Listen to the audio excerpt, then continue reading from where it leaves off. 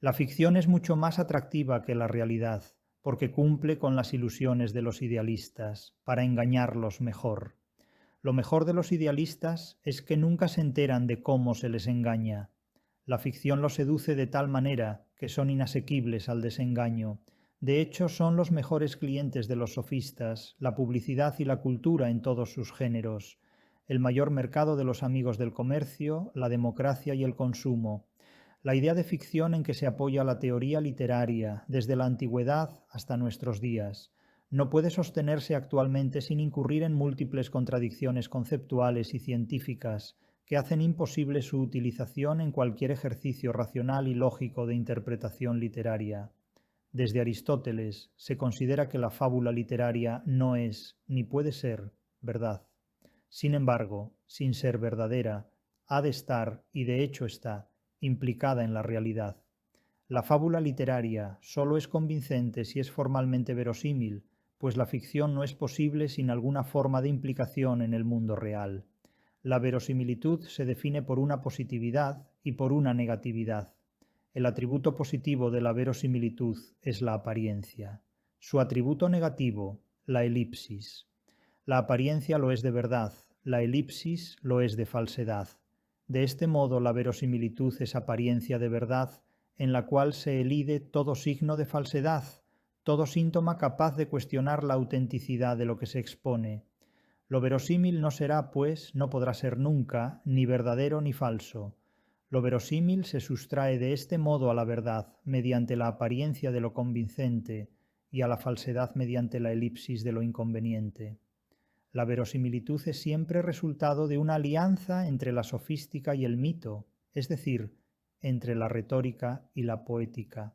Ahora bien, esta alianza genesíaca de la literatura está destinada a impactar en la realidad, es decir, en un espacio antropológico, no en la verdad, que concepto lógico y filosófico o axiomático y científico pertenece a un espacio gnoseológico.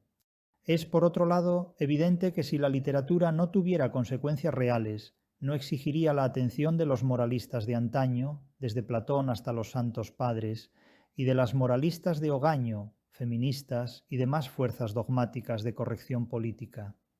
El núcleo de la mentira poética es, pues, la verosimilitud, es decir, la apariencia de verdad que, exenta de signos falaces, impacta contra la realidad del espacio antropológico. Sucede que algo así implica reconocer que la literatura nunca es letra muerta, es decir, que forma parte esencial de la realidad humana. No conviene confundir el discurso literario con el discurso de la crítica literaria, es decir, por ejemplo, a Cervantes con los cervantistas. La crítica literaria es un discurso con fecha de caducidad. Su fin irremediable es la obsolescencia. La literatura, irónicamente, sobrevive a todas sus interpretaciones. Una suerte de antropofagia caracteriza la interacción de la literatura respecto a los discursos críticos que tratan de interpretarla. Sucede además que la ficción es casi siempre mucho más atractiva que la realidad y desde luego mucho más coherente, pues toda ficción exige siempre que se cumplan sus ilusiones. Por eso el lector de una novela como El casamiento engañoso y Coloquio de los perros no puede asumir que Campuzano mienta. La convicción de la literatura se impone sobre la realidad de la vida, del mismo modo que la credulidad del lector salvaguarda la legitimidad de la fábula literaria. La siguiente cita de Mauricio Moló sobre una de las cuestiones nucleares del coloquio es de especial relevancia en este contexto. Cito a Moló: «El debate que se abre es deliberadamente paródico. Sin abandonar la formalidad que requieren las disputas de escuela, se juega a la vez con la lógica y con el paralogismo. Ya se sabe que Berganza se inclina primero a dar fe a las palabras de la Cañizares, así quedaría explicado el don de habla de que gozan los perros. ¿Hay cosa más natural para un hombre que el hablar? La argumentación es inoperante, ya que consiste en justificar un fenómeno considerado como sobrenatural, recurriendo a lo sobrenatural superior. Razonamiento de tautología y, por ende, vicioso». Fin de cita. El casamiento engañoso es una provocación de la lógica. Contiene además una concepción de lo que ha de ser la ficción literaria en que se basa El coloquio de los perros.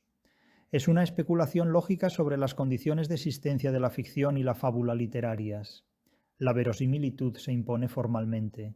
Es un criterio formal constitutivo de verdad. De este modo, la verosimilitud de una fábula se impone a la verdad de unos hechos. Se ha hablado en estos casos de pacto entre autor y lector, entre texto y lector, entre narrador y narratario, entre autor implícito y lector explícito, o a la inversa, etc.